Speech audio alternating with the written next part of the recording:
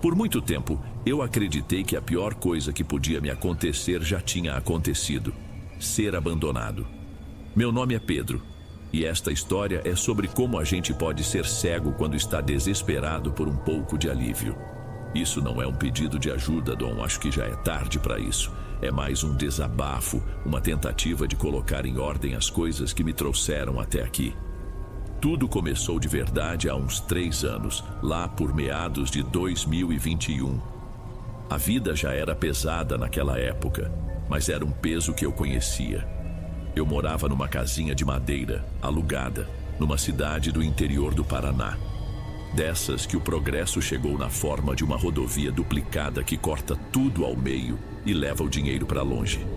Minha rotina era um ciclo de cansaço. Eu era borracheiro. Meu mundo cheirava a pneu quente, graxa e óleo diesel. Era um trabalho honesto, mas que acabava comigo por inteiro.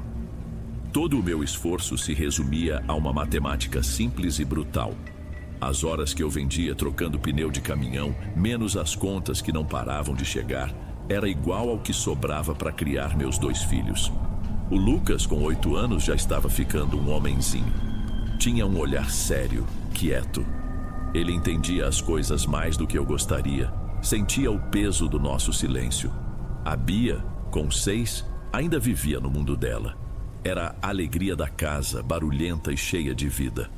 A mãe deles tinha decidido que a vida que ela queria não incluía a gente. Foi embora numa manhã de terça-feira e deixou um bilhete na mesa da cozinha. Desde então, cada dia meu era uma maratona solitária. Eu lembro com clareza das manhãs de inverno. Acordar 5h30, o despertador do celular gritando no escuro.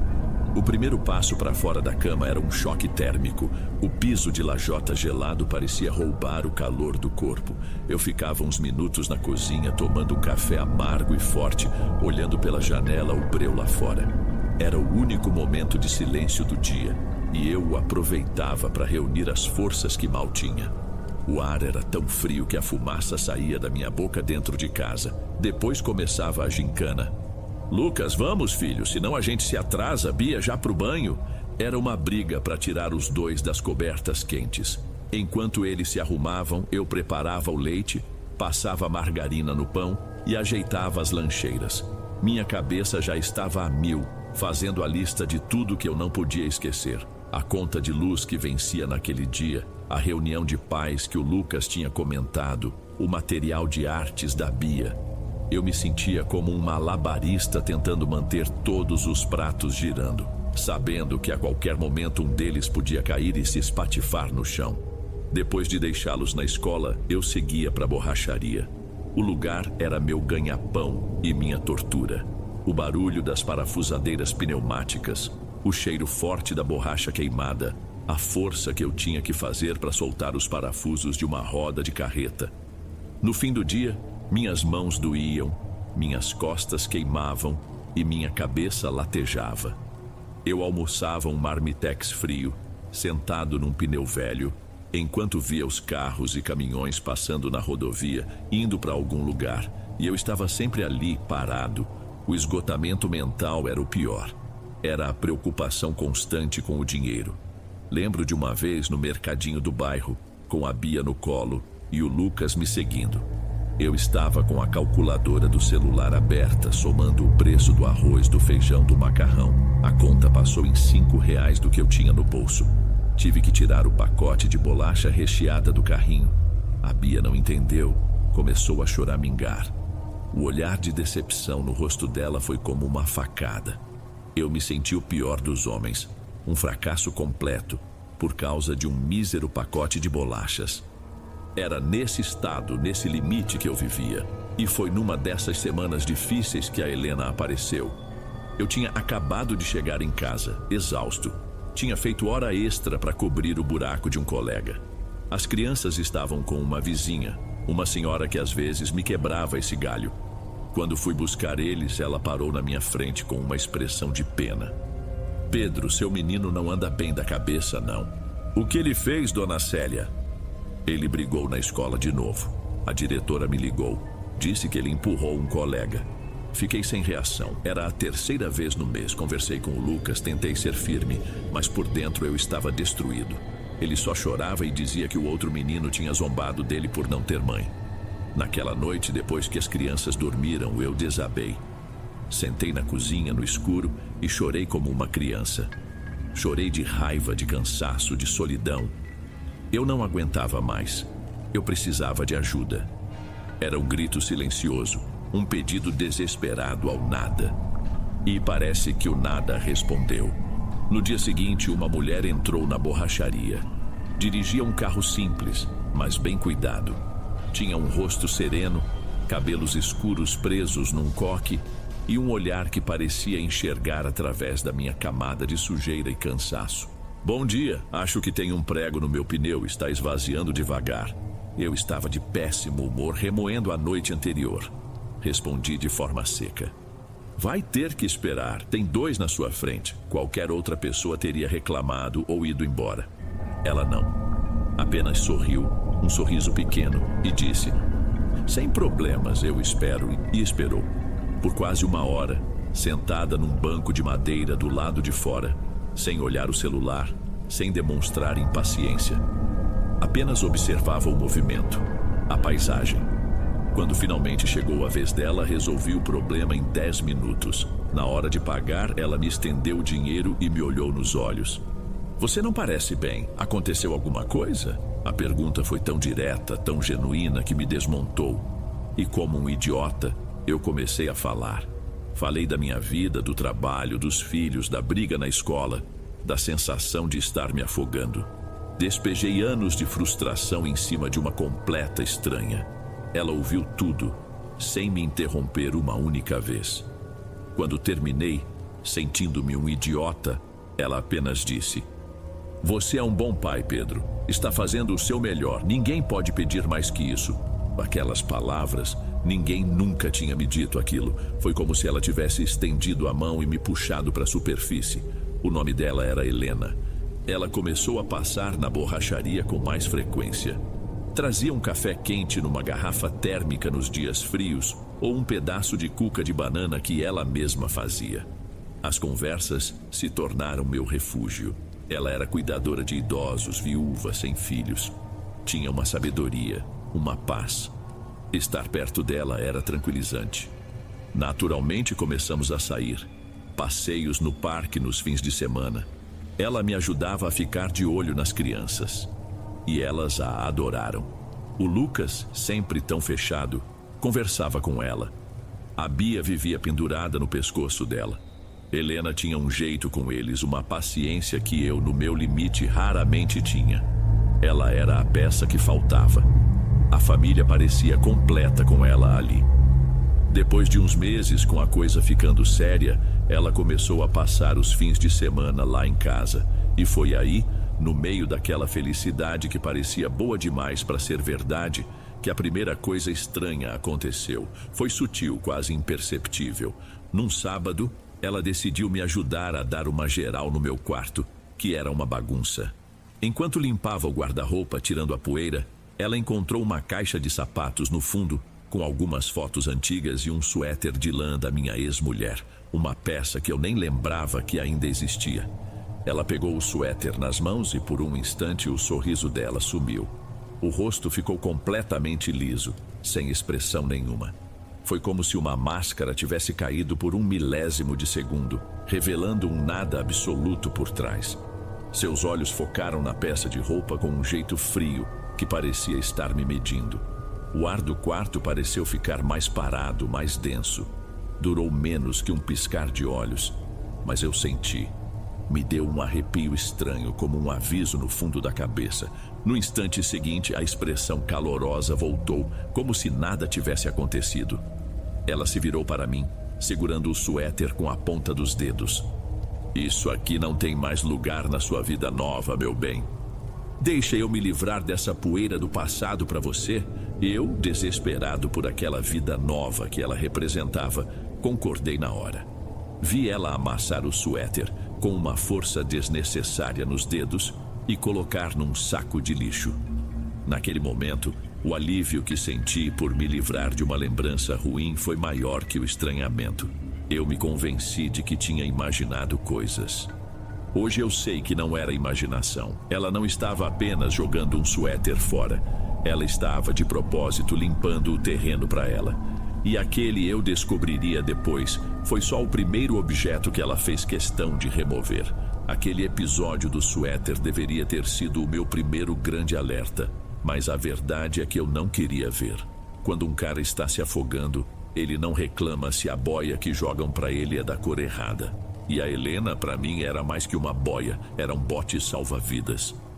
A ideia de ela se mudar para minha casa veio dela, mas de um jeito tão natural que pareceu que a sugestão tinha sido minha. Foi numa noite de domingo, depois de um dia perfeito. A gente tinha levado as crianças para tomar sorvete e elas tinham voltado para casa exaustas e felizes. Depois que dormiram, ficamos na sala conversando baixo. Sabe, Pedro, ela começou ajeitando uma almofada no meu sofá velho. A gente gasta tanto dinheiro à toa, né? Eu pago o meu aluguel, você paga o seu. Eu passo mais tempo aqui do que na minha própria casa. Não faz muito sentido. Eu sabia onde ela queria chegar. Meu coração deu um pulo. Uma parte de mim, a parte sensata, gritava que era cedo demais. Mas a outra parte, a exausta, a que sentia o peso do mundo nas costas, via ali a solução de todos os problemas. Ela me ajudaria com as contas, estaria ali de manhã para me ajudar com as crianças, estaria em casa quando eu chegasse podre de cansado. Você está me convidando para morar junto, Helena? Estou dizendo que seria mais inteligente e eu ia adorar acordar com vocês todos os dias. Uma semana depois, ela se mudou. Não tinha muita coisa. 2 malas de roupa, uma caixa com itens de cozinha e outra com objetos pessoais. Ela chegou e virou a casa de cabeça para baixo, arrumando tudo. A primeira coisa que ela fez foi uma limpeza geral. E não era só faxina. Ela trocou os móveis de lugar, comprou cortinas novas com o próprio dinheiro e, aos poucos, foi se livrando de tudo que representava a minha vida antes dela. O porta-retrato com uma foto minha e da minha ex-mulher sumiu da estante. Pratos e copos velhos foram substituídos. Ela dizia que estava renovando as energias da casa. E eu, vendo tudo mais bonito e arrumado, só conseguia agradecer. Mas aos poucos eu comecei a me sentir como um convidado na minha própria casa. A rotina já não era minha. O horário do jantar era o horário que ela estipulava. A programação da TV era a que ela gostava. Se eu deixava uma ferramenta fora do lugar, ela vinha atrás com um pano, limpando e guardando com um sorriso que não chegava aos olhos. A mudança mais drástica, no entanto, foi com as crianças. A paciência infinita do início começou a dar lugar a uma rigidez que me assustava. As regras se tornaram severas. Brinquedos não podiam ficar na sala. Risadas altas durante a novela dela eram repreendidas com um shh cortante. Lembro de um sábado à tarde. A Bia, na sua empolgação de 6 anos, correu pela sala e tropeçou, derramando um copo de suco de uva no tapete. Foi um acidente, uma coisa boba. Mas a reação da Helena foi imediata e desproporcional. Beatriz! A voz dela soou dura, fria. Olha a sujeira que você fez. Quantas vezes eu já pedi para não correr com o copo na mão? Você não me escuta? A Bia ficou paralisada, os olhinhos arregalados e começou a chorar. Um choro assustado, sem som. Calma, Helena, foi sem querer, é só limpar. Ela me fuzilou com o olhar. É assim que você educa, Pedro? Passando a mão na cabeça? Por isso o Lucas é daquele jeito. As crianças precisam de limites, de firmeza. Se você continuar sendo mole, eles vão crescer sem respeito por nada. Fiquei sem resposta. Ela falava com tanta convicção que por um momento cheguei a duvidar de mim mesmo. Talvez eu fosse mole demais mesmo.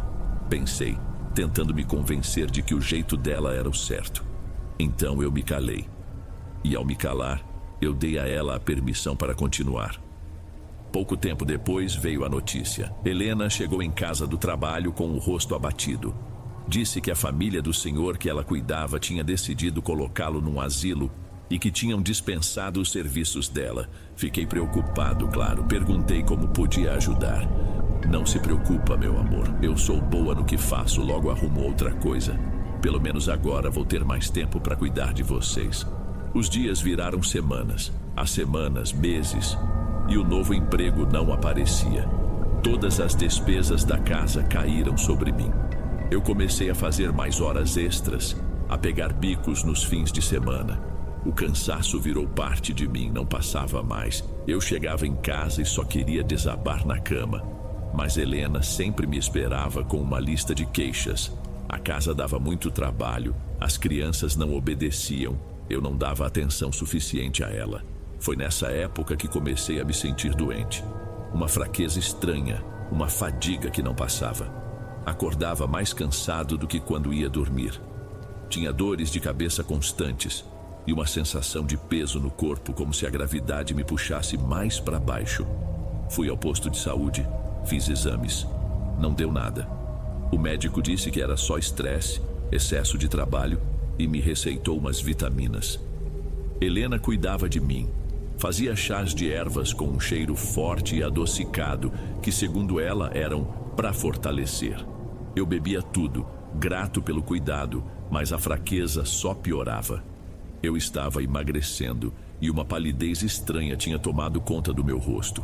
Meus colegas na borracharia começaram a comentar: "Rapaz, você tá só o bagaço, essa mulher tá te tratando bem mesmo?" Eu defendia a Helena, dizia que ela era a melhor coisa que tinha me acontecido. Mas a semente da dúvida já estava ali, crescendo no escuro. O ponto de virada, o momento em que a negação não foi mais possível, aconteceu numa noite de terça-feira. Eu cheguei em casa mais cedo do que o esperado. Meu chefe tinha me liberado por causa de uma dor de cabeça infernal. A casa estava silenciosa. Estranhei porque as crianças já deveriam ter chegado da escola. Chamei por Helena, sem resposta. A porta do nosso quarto estava entreaberta. Fui até lá e a empurrei devagar. O que eu vi naquela hora, eu nunca mais vou esquecer. Helena estava sentada no chão de costas para a porta. O quarto estava na penumbra, as cortinas fechadas. Em frente a ela, no chão, havia um pequeno círculo de velas, daquelas fininhas, de aniversário. A chama delas tremulava, lançando uma luz fraca que tremia. Ela murmurava alguma coisa, palavras num ritmo estranho, numa língua que eu não reconhecia. Não era uma reza, não era uma canção. Era um zumbido baixo e constante. Meu primeiro instinto foi recuar, fechar a porta e fingir que não vi nada. Mas algo me prendeu ali. Eu precisava entender. Foi quando meus olhos se ajustaram à escuridão e eu vi o que ela segurava nas mãos. Era uma boneca de pano feita de forma tosca, com um retalho de uma camisa minha que havia sumido do varal semanas antes. Os olhos da boneca eram 2 botões da minha camisa de trabalho, a que eu mais usava, e costurado no lugar da boca havia um tufo de cabelo, o meu cabelo. Lembrei de uma noite em que ela, brincando, tinha cortado uma mechinha minha, dizendo que era para guardar de lembrança. E no peito da boneca, espetado como um broche, brilhava um pequeno brinco de prata. Um brinco que tinha sido da minha ex-mulher, do único par de joias que ela deixou para trás e que eu guardava numa caixa junto com os meus documentos. O meu sangue parece que virou pedra. A cabeça começou a pesar. Aquilo não era um artesanato, não era uma brincadeira. Era um ritual, uma coisa deliberada. Cada elemento ali tinha um significado que eu não compreendia, mas que meu instinto gritava que era perigoso. Fiquei paralisado, olhando aquela cena, a realidade se desfazendo na minha frente. A mulher que eu amava, a salvadora da minha família, estava ali, no chão do nosso quarto, sussurrando para uma representação macabra de mim, feita com pedaços da minha vida e da vida que eu tive antes dela. O chão rangeu sob o meu peso. Ela parou de murmurar e virou a cabeça lentamente na minha direção. No escuro, eu não vi seu rosto, apenas a silhueta. Mas eu senti seu olhar em mim, um olhar frio que me atravessou. O tempo congelou. O som do meu próprio sangue pulsando nos ouvidos era a única coisa que eu ouvia. Ela virou o rosto para mim e mesmo na penumbra, eu pude ver o sorriso tranquilo em seus lábios. Não havia surpresa, não havia culpa. Havia apenas a calma de quem foi pego fazendo algo perfeitamente normal.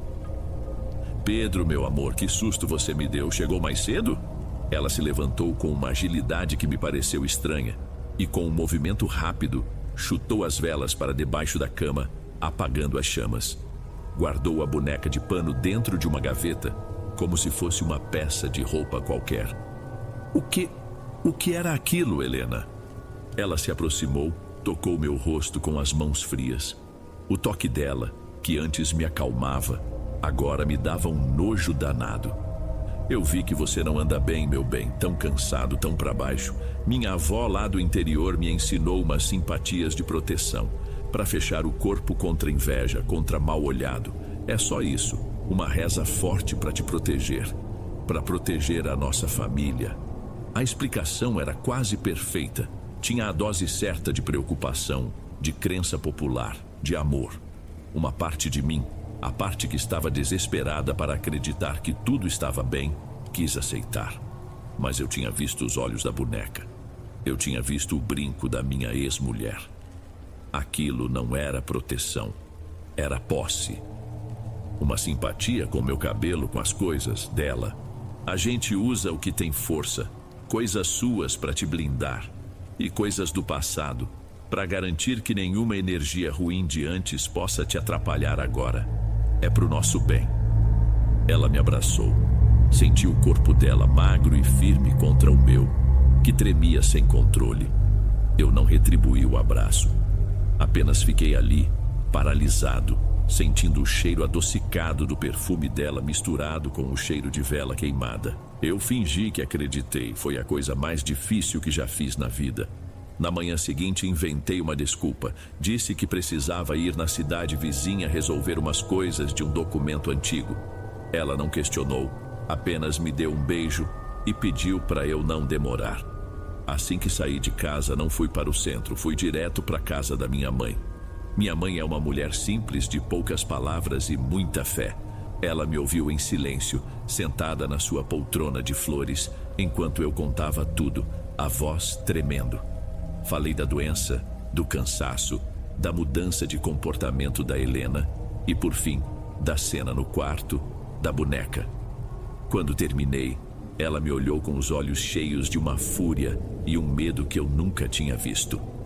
Isso não é simpatia, meu filho. Isso é trabalho feito, coisa ruim. Estão te sugando, Pedro. Estão te secando por dentro para te derrubar. As palavras dela confirmaram o terror que eu não queria admitir. O que eu faço, mãe? Você vai vir comigo, agora. Ela não me levou a um padre. Me levou a uma casa no fim de uma rua de terra. Um lugar humilde com um pequeno jardim de ervas na frente. Era a casa da Dona Marília, uma benzedeira que minha mãe conhecia a vida toda. A velha senhora, pequena e enrugada, nos recebeu. Seus olhos eram incrivelmente lúcidos. Ela me pediu para sentar, pegou um galho de arruda e começou a rezar baixinho, passando o ramo ao redor do meu corpo. O cheiro da arruda era forte. Onde o galho tocava, minha pele ardia. Depois de longos minutos, ela parou. Olhou para minha mãe e depois para mim. O laço que fizeram em você é forte, menino. Foi feito com raiva e com inveja. Usaram do teu próprio sangue e do teu passado para te amarrar. Essa mulher, ela não quer ser parte da tua família. Ela quer a tua família para ela. Quer tomar o teu lugar de força e apagar tuas raízes. Cada palavra era um soco no meu estômago. Tem como quebrar? O mal só se quebra na raiz. Eu posso te limpar, te dar força. Mas o nó principal, a âncora que ela usou, está dentro da tua casa. É alguma coisa de valor que liga você ao que você era antes dela. Enquanto essa coisa existir, ela terá poder sobre você. Foi a sua permissão que a deixou entrar, e só a sua vontade pode expulsá-la. Só você pode destruir isso. Você precisa ter coragem. Saí de lá com o corpo leve, mas com a cabeça destruída. Dona Marília me deu um saquinho de pano com sal grosso e umas folhas secas para eu colocar debaixo do meu travesseiro. A proteção me deu um pingo de coragem, mas o medo ainda era um monstro. Voltei para casa no fim da tarde. Helena me recebeu com um jantar especial. Ela estava mais carinhosa do que nunca. Senti que ela estava desconfiada, tentando me puxar de volta. Eu comi em silêncio, tentando agir normalmente. Foi depois do jantar que ela deu o golpe final. Sentou-se ao meu lado no sofá, pegou minha mão e a colocou sobre a sua barriga. Tenho uma notícia, meu amor. Eu acho que estou grávida. O mundo parou de novo. Grávida. Um filho nosso. Por um instante, uma fagulha de esperança absurda brilhou na escuridão. Um bebê. Talvez um bebê pudesse consertar tudo, purificar a casa, nos unir de verdade. Mas o que ela disse em seguida apagou essa fagulha para sempre. Eu estava pensando, com um bebê a caminho, a casa vai ficar pequena, a rotina vai ser uma loucura. Talvez fosse bom pro Lucas e pra Bia passarem uns tempos na casa da sua mãe. Pra gente se ajeitar, sabe? Pra você poder descansar, cuidar de mim. Eles iam adorar. Uma folga da escola, a avó por perto. E ali, parado, ouvindo aquilo, eu entendi. Foi como se todas as peças finalmente se encaixassem na minha frente. A limpeza do passado, o controle sobre as crianças, a minha fraqueza, a boneca, a falsa gravidez. O plano nunca foi se juntar a nós. O plano era me esvaziar, me enfraquecer e depois descartar meus filhos. Apagar cada vestígio da minha família para construir a dela sobre as nossas ruínas. Uma onda de fúria, um amor selvagem e protetor pelos meus filhos subiu do fundo da minha alma e varreu o medo, a doença, a fraqueza. A voz da Dona Marília ecoou na minha mente. A âncora que liga você ao que você era. Só você pode destruir. Eu sabia o que era. Levantei do sofá, mudo. Helena me olhou surpresa. Caminhei até o guarda-roupa, o mesmo onde ela tinha achado o suéter. No fundo, debaixo de uma pilha de lençóis, estava a caixa de sapatos. A caixa onde eu guardava os últimos resquícios da minha vida anterior. As fotos do batizado dos meus filhos, a primeira pulseirinha de maternidade da Bia, os desenhos que eles fizeram para a mãe que nunca mais voltou, e o par do brinco que ela tinha usado na boneca. Peguei a caixa nas mãos. Era a raiz, a âncora dela no meu passado. Pedro, o que você está fazendo? Virei-me e olhei para ela. Pela primeira vez eu não vi a mulher que amava. Vi uma predadora. Uma coisa vazia que se alimentava da vida dos outros. Com toda a força que me restava, uma força que nasceu do puro amor paternal, eu joguei a caixa com tudo no chão. Pisei nela, quebrando a tampa. As fotos e lembranças se espalharam. O meu passado não te pertence, gritei a voz rouca. E meus filhos também não. Helena deu um passo para trás. O rosto dela se contorceu. Você não sabe o que está fazendo. Eu sei exatamente o que estou fazendo. Peguei a foto do batizado do Lucas e a rasguei ao meio. Peguei a pulseira da Bia e a arrebentei. Acabou. No instante em que rasguei a foto, uma pressão esmagadora tomou conta do cômodo, como se o ar tivesse ficado sólido. O som do mundo exterior desapareceu, restando apenas um silêncio profundo e antinatural. Helena soltou um grito, mas o som parecia vir de todos os cantos da sala ao mesmo tempo. Um eco quebrado e agudo que feria os ouvidos. Na escuridão repentina, a silhueta dela tremeu, perdeu a forma, como fumaça sendo sugada para dentro de si mesma. O cheiro adocicado dela se intensificou por um segundo, azedando para um odor de mofo e ozônio. E então, tão rápido quanto começou, tudo parou. O silêncio que se instalou depois era mais assustador que qualquer barulho. A escuridão era total, pesada. O único som era o da minha respiração ofegante. Fiquei ali, parado no meio da sala destruída, com os restos da minha vida antiga espalhados aos meus pés. Por um instante, eu não senti nada. Um vazio completo. Então, do corredor, eu ouvi um choro baixo. Pai. A voz do Lucas, trêmula de medo, foi o que me trouxe de volta. Saí do meu torpor. Eles eram a única coisa que importava. Tateei a parede até o quarto deles. Encontrei os dois abraçados na cama do Lucas, encolhidos debaixo do cobertor. Pai, a gente ouviu um barulho. Já passou, já acabou. Não havia a menor chance de passarmos o resto daquela noite naquela casa. O ar parecia venenoso. No escuro, usando apenas a lanterna do celular, joguei algumas roupas nossas numa mochila, peguei as crianças no colo e saí dali. Não olhei para trás. Entrei no carro e dirigi sem rumo certo, até que percebi que estava indo para o único lugar possível, a casa da minha mãe. Chegamos na madrugada. Ela nos acolheu sem fazer perguntas, apenas nos abraçou e nos levou para dentro. Naquela noite, dormimos os três juntos num colchão na sala dela. Foi a primeira vez em meses que eu senti que o peso nos meus ombros não era só meu.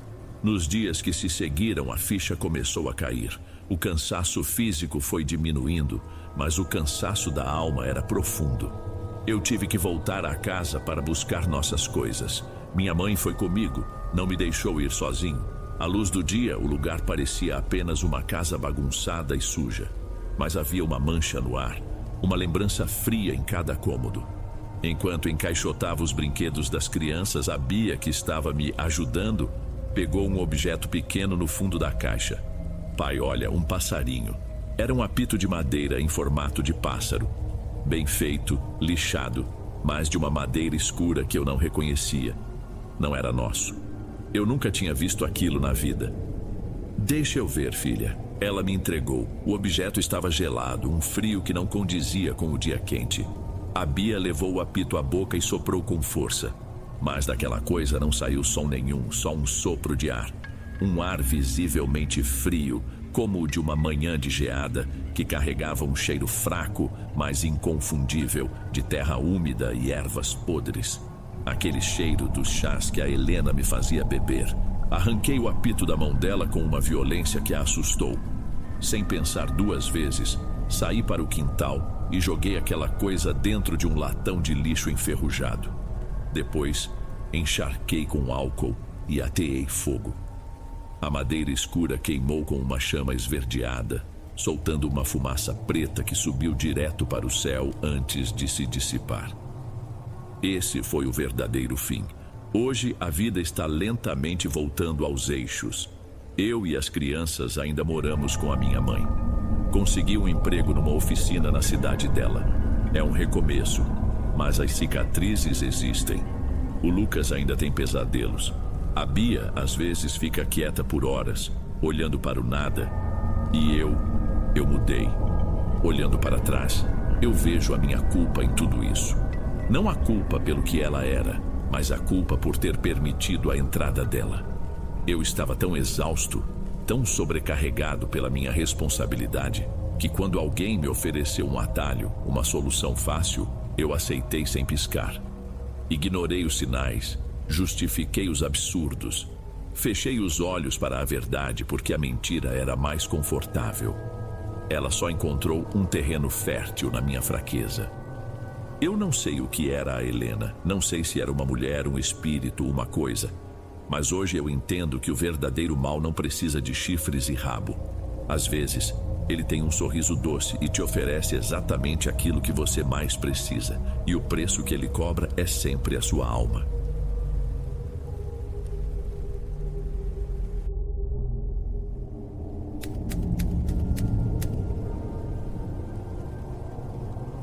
Boa noite, Dom. Meu nome é Júnior. E essa história é a prova de que um erro nunca morre de verdade. Às vezes, ele só fica quieto, esperando a hora certa de acertar as contas. Eu moro num distrito pequeno no interior de Minas Gerais, um daqueles lugares onde todo mundo se conhece de vista e a vida segue no mesmo ritmo do sol. Minha rotina não tem nada de especial. Trabalho com frete e pequenas entregas pela região. Meu mundo, na maior parte do tempo, é a cabine da minha picape. É uma Pampa velha, ano 91, que herdei do meu pai. A pintura já está toda queimada de sol e tem uns pontos de ferrugem perto das rodas que parecem umas feridas feias na lataria. Eu a chamo de Valente. É teimosa, barulhenta mas nunca me deixou na mão. Pelo menos não voltou a falhar até o ano passado. Minha esposa, a Elisa, sempre diz que eu tenho mais carinho pela lata velha do que por ela. É brincadeira, claro. Elisa é o meu chão. Foi ela quem me segurou quando tudo desabou, 5 anos atrás. Ela tem um jeito quieto de cuidar das coisas, sem precisar de muita palavra. O nosso amor é assim. A gente se entende no silêncio, de um jeito que é só nosso. Um entendimento sobre o que a gente perdeu. O acidente foi numa noite de novembro. Chovia fino, aquela chuva que molha a pista e engana o motorista. Eu e o João, meu melhor amigo, meu compadre, estávamos voltando de uma cidade vizinha. A gente tinha ido resolver umas coisas de um serviço. Eu estava ao volante. A gente ria, falava besteira, o rádio tocava uma moda sertaneja qualquer. Lembro de virar para ele e falar alguma coisa sobre a gente comprar um terreno junto, criar umas cabeças de gado. Ele sorriu, aquele sorriso fácil que ele tinha. Foi a última vez que o vi sorrir. A curva era fechada. Eu sei disso. Passei por ela centenas de vezes, mas naquela noite não sei explicar. Se foi a chuva, um segundo de distração, a velocidade, não sei. A Valente derrapou, rodou na pista molhada e eu só vi os faróis do outro carro vindo na nossa direção. O barulho de metal se rasgando é um som que eu nunca mais esqueci. Nunca mais. Eu acordei com o cheiro forte de gasolina e o som da respiração fraca do João. Pode-se dizer que eu tive sorte, porque saí dali só com alguns cortes e o braço quebrado. Mas ele não. O João se foi bem ali, preso nas ferragens, antes mesmo de o socorro chegar. A culpa, Dom, é um bicho pesado. Ela senta no seu peito e não sai mais. Por anos, eu carreguei essa culpa em silêncio. Deixei de beber qualquer coisa com álcool. Virei o cara mais careta da região. Se eu tinha que dirigir à noite, meu estômago embrulhava. Cada farol que vinha na direção contrária era um fantasma. As pessoas do distrito foram boas, me apoiaram. Mas o olhar delas sempre tinha uma pena, uma lembrança. E o pior era encontrar o Marcelo, irmão mais velho do João. Aconteceu há uns meses, antes de tudo começar para valer. Eu tinha ido à venda do seu Zé comprar umas coisas para Elisa. Estava no caixa pagando um pacote de café e umas broas de fubá, quando a porta abriu e ele entrou. O ar ficou pesado na hora. Marcelo é um homem grande, seco, de pouca conversa. Ele me viu e o rosto dele se fechou. Ele só balançou a cabeça, um cumprimento mudo. "Tudo bom, Marcelo?" Eu perguntei com a voz meio presa. "Tudo", ele respondeu seco, sem nem olhar para mim direito. Ele pegou um maço de cigarros no balcão e saiu. Fiquei ali parado com o troco na mão. O seu Zé, que viu a cena toda, só pigarreou e desviou o assunto. "Vai chover mais tarde, hein, Júnior? O tempo tá virando." Eu só concordei com a cabeça e saí. Do lado de fora fiquei um tempo procurando a chave da picape no bolso.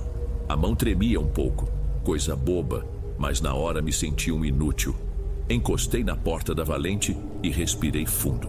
O olhar do Marcelo me julgava sem dizer uma palavra. Não tinha ódio, era pior. Tinha uma espécie de confirmação, como se ele olhasse para mim e visse a prova de que a vida é injusta. As coisas estranhas começaram umas semanas depois disso. Eu tinha pegado um frete para levar umas ferramentas até um sítio mais afastado. Era um caminho que eu conhecia bem, quase todo de terra. Terminei o serviço já no fim da tarde e peguei a estrada de volta. O sol já tinha sumido atrás do morro e o céu estava com aquela cor de chumbo que anuncia a noite. Eu estava tranquilo, com o vidro meio aberto, sentindo o cheiro de mato molhado. De repente, eu senti um outro cheiro, um cheiro forte que parecia vir de dentro da cabine. Era um cheiro de borracha queimada misturado com terra úmida. O mesmo cheiro da noite do acidente. Eu travei por um instante. Pisei no freio devagar e encostei a Valente. Olhei para o painel, para os pneus, para o motor. Nada. Nenhuma fumaça, nenhuma luz acesa. O cheiro era nítido, mas não tinha origem. Fiquei ali uns minutos tentando entender. Deve ser coisa da minha cabeça, pensei. O motor esquentou, o cheiro veio de fora. Liguei a picape de novo e segui viagem, mas o desconforto ficou. 1 ou 2 semanas se passaram. Eu já tinha quase esquecido o episódio do cheiro. A vida continuava. Uma noite eu estava voltando de outra entrega. Já passava das 10. A estrada estava deserta. Os faróis da Valente rasgavam a escuridão, iluminando a terra batida e o paredão de árvores dos 2 lados. Eu estava perto da tal curva, a curva onde tudo aconteceu. Desde o acidente, eu sempre diminuía a velocidade ali, quase parando. Virou um ritual, um sinal de respeito, não sei. Fiz o de sempre. Reduzi a marcha, passei devagar, olhando fixamente para a estrada. O coração sempre apertava um pouco. Assim que passei pela curva, uns 200 metros à frente, os faróis iluminaram algo na beira da estrada. Foi muito rápido. Um vulto. Parecia uma pessoa, alta e magra, parada ao lado de uma árvore grande. A primeira reação foi pensar que era alguém precisando de ajuda. Tirei o pé do acelerador, o carro foi perdendo velocidade. Forcei a vista, tentando enxergar melhor na escuridão. Não tinha casa por perto. Era um lugar completamente isolado. Quando cheguei mais perto, onde eu tinha certeza que tinha visto a figura, não havia absolutamente ninguém. Parei a picape. Desci, deixei a porta aberta e os faróis ligados. A luz forte varria um trecho da mata. Gritei "Ô de casa, tem alguém aí?" Só o som dos grilos me respondeu. Rodei a área com os olhos, senti um arrepio estranho na nuca. A sensação de estar sendo observado era forte, mas não havia nada. Só a estrada vazia, as árvores e o silêncio da noite. Voltei para o carro, tranquei a porta e acelerei. Tentei me convencer de que era o cansaço, a luz do farol, a sombra de um galho. A gente vê coisa onde não tem. Mas no fundo, uma semente de dúvida foi plantada. Um pressentimento ruim de que talvez eu não estivesse mais tão sozinho com a minha culpa. Nos dias que se seguiram, eu tentei apagar aquilo da cabeça. Me convenci de que era uma peça que a minha própria mente, cansada e culpada, estava me pregando. Comecei a recusar qualquer frete que me fizesse voltar para casa depois de escurecer. Inventava desculpas para Elisa. Dizia que o pagamento não compensava, que a Valente não estava aguentando o tranco. Acho que no fundo, eu só não queria admitir que estava com medo de dirigir no meu próprio quintal. A gente vive junto há quase 10 anos. Elisa me conhece melhor do que eu mesmo. Ela percebeu a mudança, claro. Uma noite estávamos jantando e o silêncio na mesa era horrível. "Você não tá bem, Júnior", ela disse de repente, largando os talheres no prato. "Tô cansado só, muito serviço." Eu menti sem conseguir olhar nos olhos dela. "Não é isso. Você anda distante, assustado. Mal dorme direito, fica se virando na cama a noite toda.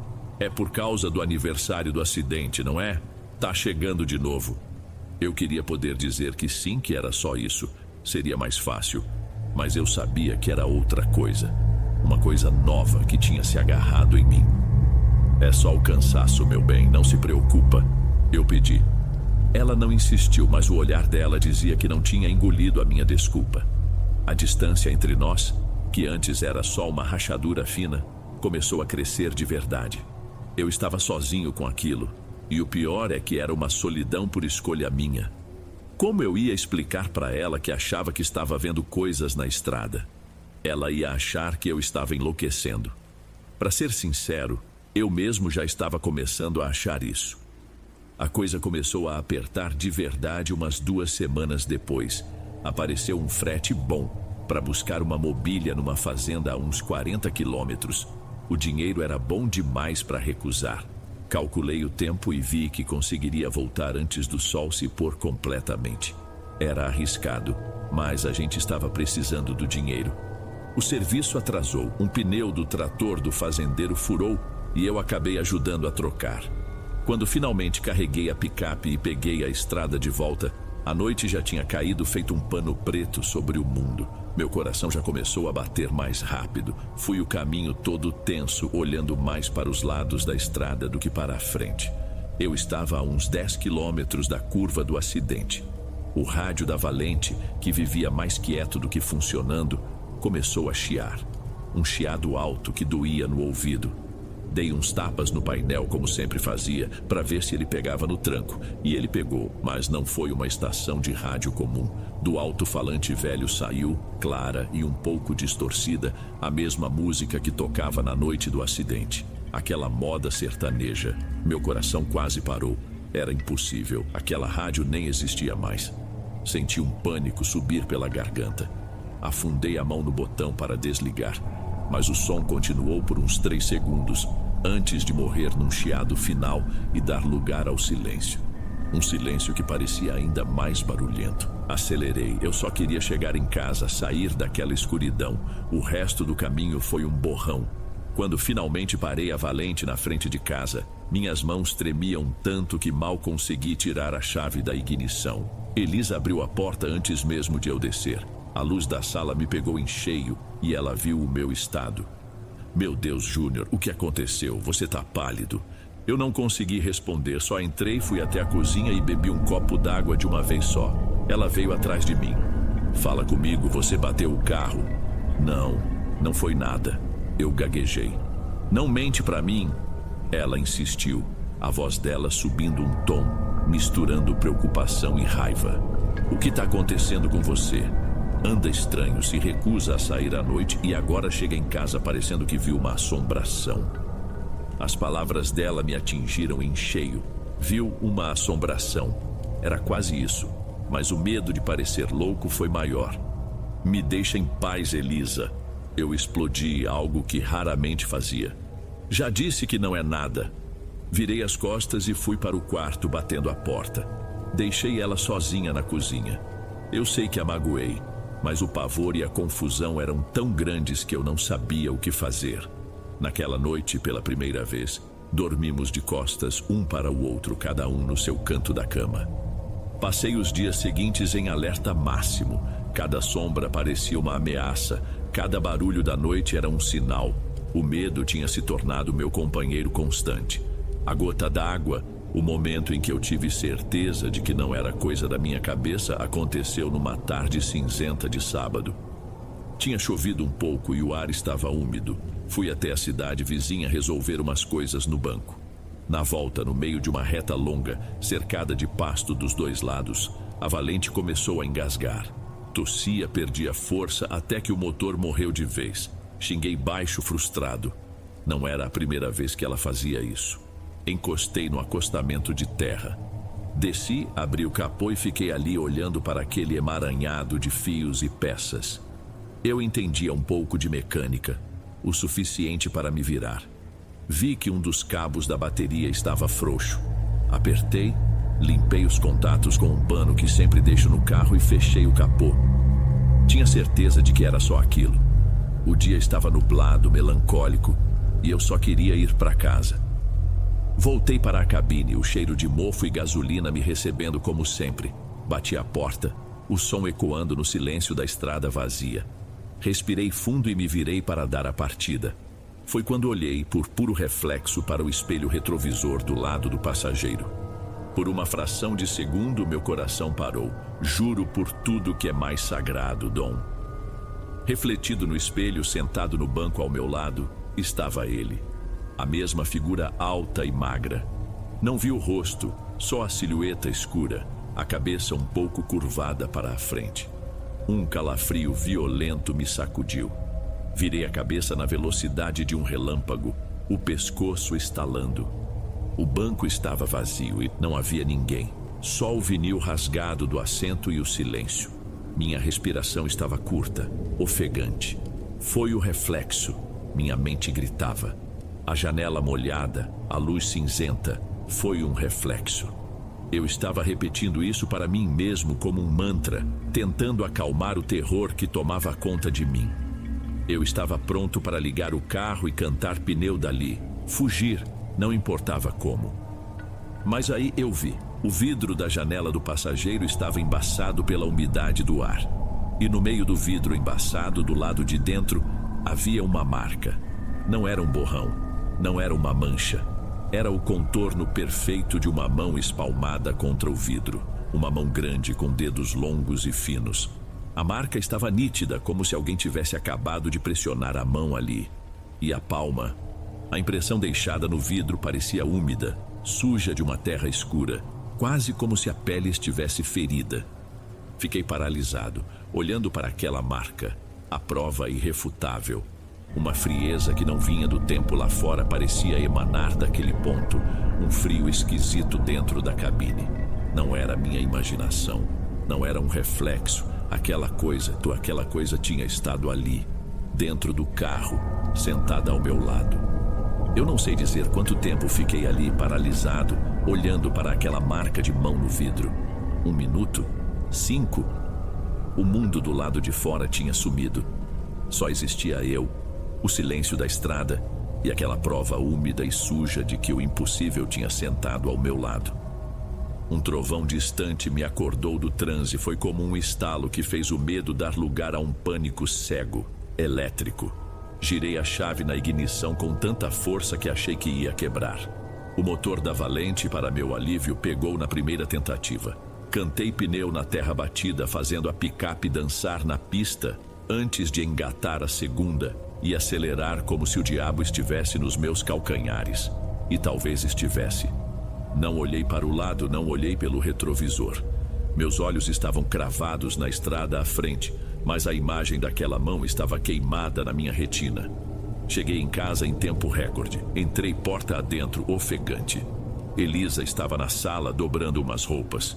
Ela se levantou num pulo, o rosto vincado de preocupação ao ver meu estado. Júnior, o que foi? Eu não consegui falar, agarrei o braço dela. Vem ver, você precisa ver isso. Agora! Puxei ela pela mão para fora de casa. Ela veio sem entender, protestando. Ver o quê, Júnior? Você tá me assustando. Abri a porta do passageiro da Valente com um solavanco. A luz fraca do poste da rua iluminava a cabine. Olha, ali, no vidro, eu disse, a voz trêmula, apontando. Ela se inclinou. Vi os olhos dela se arregalarem. Ela ficou em silêncio por um longo tempo, apenas encarando a marca de mão no vidro embaçado. O ceticismo, a preocupação com a minha sanidade, tudo isso sumiu do rosto dela e deu lugar a uma expressão que eu conhecia bem, porque era a mesma que eu via no espelho todos os dias. Medo puro. Meu Deus! Ela sussurrou, a mão cobrindo a própria boca. Ela se afastou do carro, como se ele estivesse amaldiçoado. É real mesmo. Naquela noite, a barreira entre nós caiu. Eu contei tudo. O cheiro de queimado, a figura na beira da estrada, o rádio, a silhueta no banco. Contei com a urgência de quem se afoga e finalmente encontra uma mão para se segurar. Ela me ouviu em silêncio, segurando minhas mãos com força, os olhos cheios de lágrimas. Pela primeira vez em muito tempo, eu não estava mais sozinho naquilo. Mas agora, o medo tinha se tornado nosso. A gente precisa de ajuda, Júnior, ela disse com a voz firme e decidida. Ajuda de verdade. Eu conheço uma senhora lá perto do sítio da minha tia, uma benzedeira. Dizem que ela é muito forte. A gente tem que ir lá, amanhã. Eu, que nunca dei muita bola para essas coisas, concordei sem hesitar. Eu aceitaria qualquer ajuda. Mas o amanhã não chegou como a gente esperava. O telefone tocou de madrugada. Era minha irmã do outro lado da linha, chorando. Minha mãe, que morava sozinha em outra cidade, tinha sofrido uma queda. Estava no hospital, tinha batido a cabeça e o estado era grave. O mundo pareceu desabar de novo. Minha irmã pediu que eu fosse para lá o mais rápido possível. Desliguei o telefone e olhei para Elisa. O rosto dela estava pálido. Você não vai, ela disse taxativa. Não à noite. A gente vai de manhã assim que o dia clarear. Eu preciso ir agora, Elisa. É a minha mãe. Júnior, pelo amor de Deus, você não pode. Não depois do que aconteceu. Nós discutimos. Ela implorou, chorou, chegou a se agarrar em mim, mas a imagem da minha mãe, sozinha num leito de hospital, foi mais forte que o meu medo. Eu tinha que ir. Prometi a ela que teria cuidado, que iria rezando o caminho todo, que ligaria assim que chegasse. Coloquei dentro do bolso um santinho velho que ela me deu E saí. A noite estava fechada, sem lua, sem estrelas, e como se para completar o cenário de um pesadelo, uma tempestade começou a se formar no horizonte. Os primeiros quilômetros foram tensos, mas tranquilos. Eu dirigia com o triplo de atenção, mas quando peguei a rodovia principal, o céu desabou. Uma chuva torrencial, violenta. Os limpadores de para-brisa da Valente mal davam conta e a visibilidade era quase zero. Raios cortavam o céu, iluminando a cortina de água por uma fração de segundo. Eu estava no meio do nada absoluto quando a picape começou a falhar. Primeiro, os faróis piscaram, me deixando na escuridão por um instante. Depois, o motor engasgou. 1, 2, 3 vezes. Eu bombeava o acelerador, rezando para todos os santos que conhecia. Mas não adiantou. Com um tranco final, o motor morreu. Os faróis se apagaram de vez. A picape foi parando lentamente no acostamento, mergulhada numa escuridão quase total, com o som da chuva martelando o teto de metal. O pânico tomou conta de mim. Tentei dar a partida mais uma vez, mas nada. O painel continuava morto. Foi quando eu bati no volante com força, com um grito de raiva e desespero preso na garganta. Eu estava preso, no meio de uma tempestade, na escuridão, a quilômetros de qualquer lugar. Foi quando um relâmpago iluminou a estrada à minha frente. E eu vi. No meio do asfalto molhado, a uns 20 metros, havia um corpo. Parecia um animal, um bode. Grande, preto, estirado no chão, com os chifres retorcidos num ângulo estranho. A imagem era macabra. Meu primeiro instinto foi ficar dentro do carro, mas o desespero de estar ali parado era maior. Talvez eu pudesse usar o celular, mas claro, estava sem sinal. Pensei em sair, tentar sinalizar se algum carro passasse, por mais impossível que parecesse. Abri a porta e o vento com chuva me atingiu com força. Mal tinha colocado um pé para fora quando ouvi um sussurro, quase inaudível no meio do barulho da tempestade. Mas eu ouvi, claro como o dia. Você me deixou morrer, Júnior. Era a voz do João, mas não era só ela. Por baixo, havia um eco arrastado, distorcido, como se as palavras fossem forçadas a passar por uma garganta cheia de terra molhada. Meu corpo inteiro se paralisou. O sangue fugiu do meu rosto. Olhei para a escuridão, para todos os lados. O coração batendo na garganta com tanta força que doía. Quem tá aí? Gritei, a voz saindo fraca, patética. Outro relâmpago. A luz branca e fria rasgou a noite. O bode atropelado não estava mais lá. No lugar dele, parada no meio da estrada, estava a figura, alta, esguia. As roupas brancas, agora sujas de lama, coladas ao corpo. A cabeça baixa e os pés.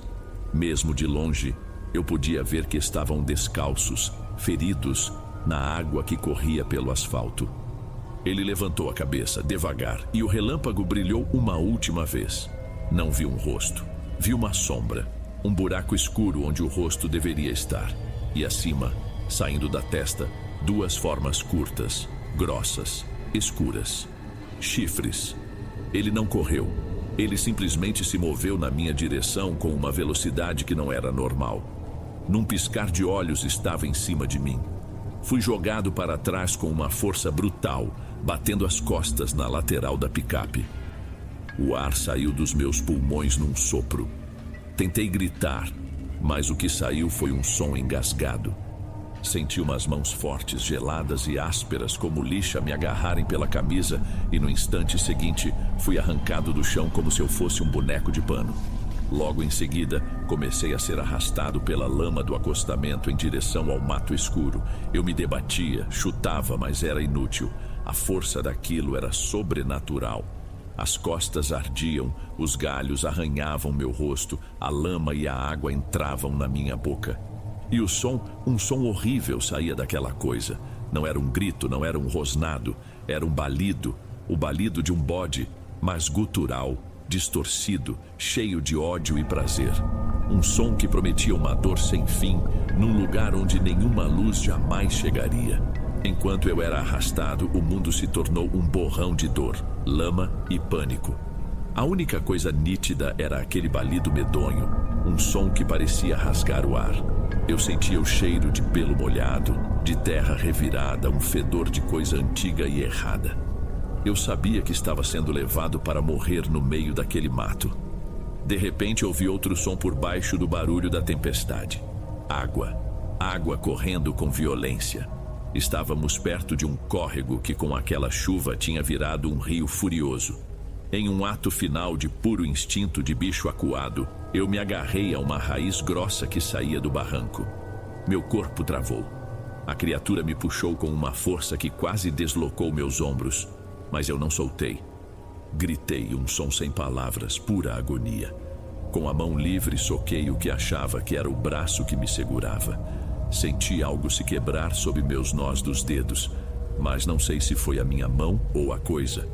Ela soltou um guincho agudo, um som de dor e surpresa, e afrouxou o aperto por um segundo. Nesse instante, o santinho que Elisa tinha me dado caiu do meu bolso da camisa, tocando diretamente no peito da criatura. Ela soltou um berro medonho, um som que não era de dor, mas de queimadura, e me largou de vez, como se eu fosse brasa viva. Com o tranco de ser solto tão de repente, meu corpo foi arremessado de lado, para dentro da escuridão. Não senti o chão. Senti o impacto gelado e brutal da água. A correnteza me pegou, me virou, me afundou. Bati a cabeça em algo duro, uma pedra talvez. E então, tudo ficou quieto e escuro. A próxima coisa que senti foi o sol fraco no meu rosto e uma dor que parecia vir de cada célula do meu corpo. Abri os olhos. Eu estava deitado na margem lamacenta do córrego, enroscado em um monte de galhos e lixo que a enchente tinha trazido. Tateei o bolso da camisa, mas estava vazio. A correnteza tinha arrastado o santinho, levando junto a única proteção que eu ainda tinha. Tentei me mover e um gemido de dor escapou da minha boca. Foi quando ouvi uma voz. Moço, ei, consegue me ouvir? Fica quieto aí, o socorro tá vindo. Um senhor de chapéu de palha estava parado a alguns metros, me olhando com uma mistura de susto e pena. Ele me encontrou quando foi checar sua cerca depois da tempestade. Eu acordei de verdade já num hospital. A primeira coisa que percebi foram as luzes brancas e o cheiro de álcool. E então, eu a vi. A Elisa estava sentada numa cadeira ao lado da cama, o rosto inchado de tanto chorar.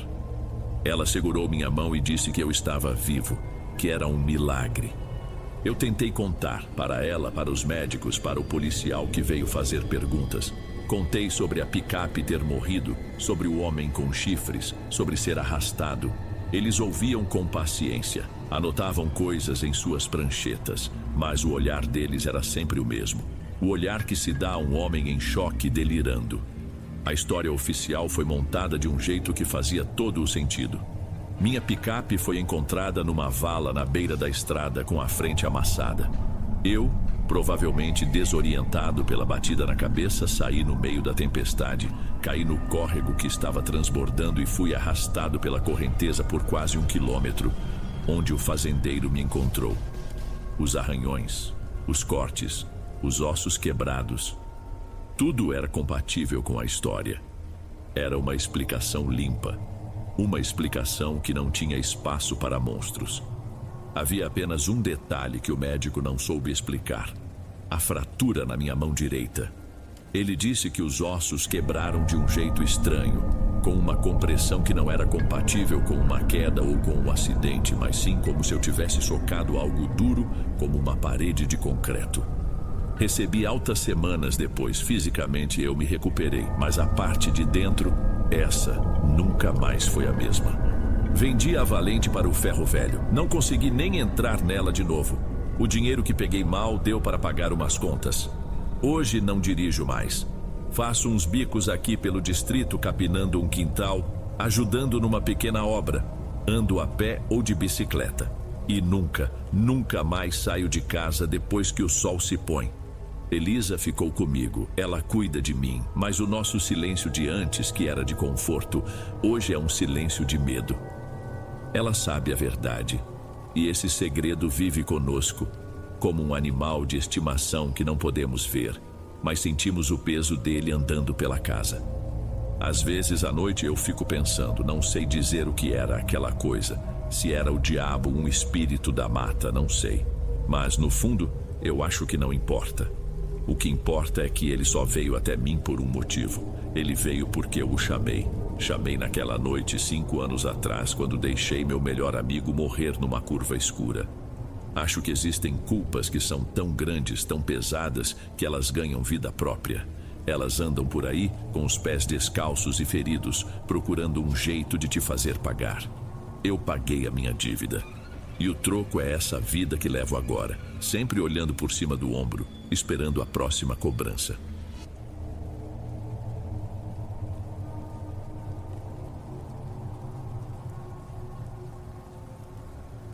Antes de irmos para o último relato, se ainda estiver por aqui, comente o horário que está assistindo. Gosto de saber quem assiste os relatos até o final. Bem, vamos continuar.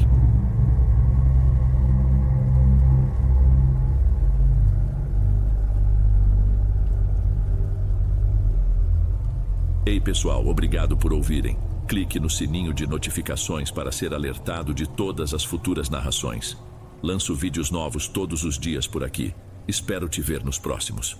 Agora na tela vou deixar outros 2 bons vídeos que sei que irão gostar. Te vejo por lá.